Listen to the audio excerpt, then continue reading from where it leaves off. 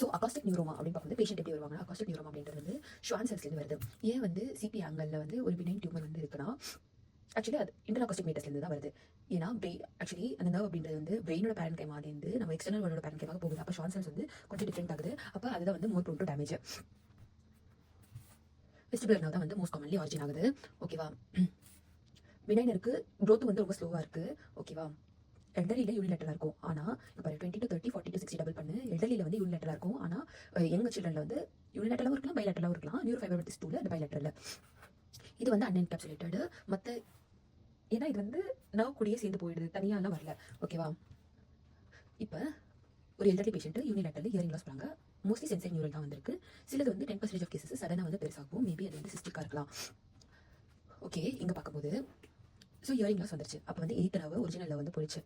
8th நர்வோட cochlear part vestibular part already வந்து vestibular block பண்ண பிறகு சென்ட்ரல் ஸ்லோவாக போயிட்டு இருக்கிறது சென்ட்ரல் வந்து கண்ட்ரோல் பண்ணிடுது, வெட்டுக்கு வராமல் பார்த்துக்குது. இயரிங் லாஸ் ஆயிடுச்சு. 8th nerve முடிச்சிருச்சு.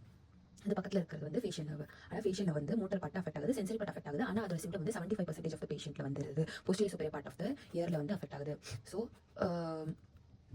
earliest ocular finding.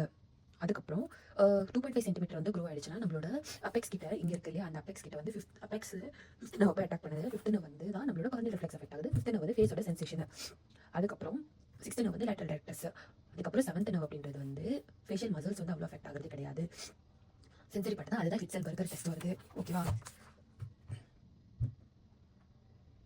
So இது வந்து அகாஸ்டிக் நியூரோமா, வெஸ்டிபுலர் நியூரோமா கிடையாது, வெஸ்டிபுலர் ஷானோமா. ஷான் செல்ஸ் வந்து அரைஸ் ஆகுது. அப்போ இது ஒரு மிஸ்நாமர். நியூரோமா கிடையாது, ஷான் செல்ஸ் வந்து அரைஸ் ஆகுறதுனால. அதே ப்ரெஸ்பைக்கோசிஸ் கூட கன்ஃபியூஸ் ஆகாது. ஏன்னா இது bilateral sensorineural hearing loss வந்து இருக்கும். ஓகேவா? ஹெமரேஜ் ஆயிடுச்சுனாலும் சிஸ்டிக் டியூமர் இல்லை சிஸ்டிக் என்லார்ஜ்மெண்ட் ஆயிடுச்சுன்னா நம்மளுக்கு வந்து சடனாக வந்து க்ரோ ஆகும், எல்லா நர்வும் கம்ப்ரஸ் ஆகும், எல்லா நர்வும் வந்து பல்சி ஆகிடும். இப்போ இது வந்து இன்வெஸ்டிகேஷன் பண்ணும்போது சென்சரி நியூரல் இயரிங் லாஸ்னா வந்து ரெனிஸ் வந்து பாசிட்டிவாக இருக்கும், வெபர்ஸ் வந்து ஆப்போசிட் சைடாக இருக்கும், போன் கண்டக்ஷன் கம்மியாக இருக்கும், ஷான் வாக்சல்ஸ் வந்து கம்மியாக இருக்கும், ஆடியோமெட்ரி வந்து ரெண்டுமே வந்து ஒன்றா இருக்கும். ரிக்ரூட்மெண்ட் அப்படின்றது வந்து ஸோ காக்லியே ஒன்றுமே வந்து ரிக்ரூட்மெண்ட் வந்து எதுவுமே ப்ராப்ளம் ஆகாது, லவுட் சவுண்ட்ஸ் வந்து இருக்காது. இது வந்து காக்லியரில் எதுவுமே ப்ராப்ளம் இல்லை. சென்சரி நியூரல் எக்ஸா சென்சரி நியூரல் பார்க்குறோம். சென்சரி அப்போ நியூரலோட கேரக்டர் டிஸ்கிரிமினேஷன். அப்போ டிஸ்கிரிமினேஷன் வந்து பூரா இருக்கும், கேட்டராக்ட் அதெல்லாம். ஓகேவா? அப்போ நம்ம வந்து இம்ப்ரூவ் பண்ண நல்லாவே உங்களுக்கு கேட்கவும், அதுக்கப்புறம் இன்னுமே நம்ம வந்து ஃப்ரீக்வன்சி இம்ப்ரூவ் பண்ண டக்குன்னு வந்து குறைஞ்சிரும். ஓகேவா? ஆம்பிளிஃபிகேஷன் சவுண்ட் இம்ப்ரூவ் பண்ண டக்குன்னு குறைஞ்சிடாத ரோல் ஓவர் ஃபினோமினா. ஓகேவா? கடோலினியம் என்ஹான்ஸ் எம்ஆர்ஐ அப்படின்னு பார்க்கும்போது கடோலினியம் இங்கே வந்து என்ஹான்ஸ் ஆகுது. இது டியூமர் செல்ஸ் கடலினியமாக அப்டேக் பண்ணிட்டு நம்மளுக்கு வந்து ஐஸ்கிரீம் கோன், அதாவது நர்வ் இப்படி போகுதுன்னா கோன் ஆயிடுது. இன்ட்ராக்ரீனியல் டைப் இங்கே வருது. பேரா அப்படின்றது வந்து இது வந்து டிஸ்டல் நர்வ். இது வந்து proximal to the brain stem nerve. Proximal to the brain stem கிட்ட தான் வந்து டியூமர் இருக்கு. அப்போ இங்கே வந்து ஸ்பேஸ் ஆகுது. சில நேரத்தில் இதெல்லாம் தெரிய மாட்டேங்குது. அப்போ வேவ் 5 மட்டும் பாரு. Wave 5 compared to other area 0.2 centimetre கூட மூவ் ஆனாலும் நம்ம கண்டுபிடிச்சிடலாம். அது மட்டும் இல்லாமல் இது ரெண்டுத்துக்கு இடையில இருக்கிற லேட்டன்சி வந்து இன்க்ரீஸ் ஆகுது. ஸோ டியூமர் அப்படின்னு பார்க்கும்போது அங்கே வந்து 2.5 சென்டிமீட்டர். அப்போ 3 தான் மேனேஜ். 3க்கு மேலே இருந்துச்சுன்னா நம்ம வந்து சர்ஜரி வந்து பண்ணுவோம். ஆனால் 1.5 இருந்துச்சு, 3 இருந்துச்சுன்னா நம்ம வந்து ரேடியேஷன் யூஸ் பண்ணுவோம்.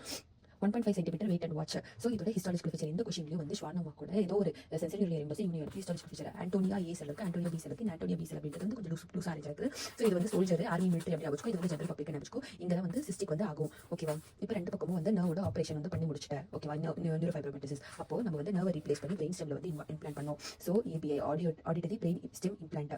ஸோ ஸ்டெம்ல வந்து 4th வென்ட்ரிக்கலோட லேட்டரல் ரிசஸ்ல வந்து பிளேஸ் பண்றோம். அப்போ இங்கேருந்து அது வந்து காக்லியர் நர்வை வந்து ஸ்டிமுலேட் பண்ணும்.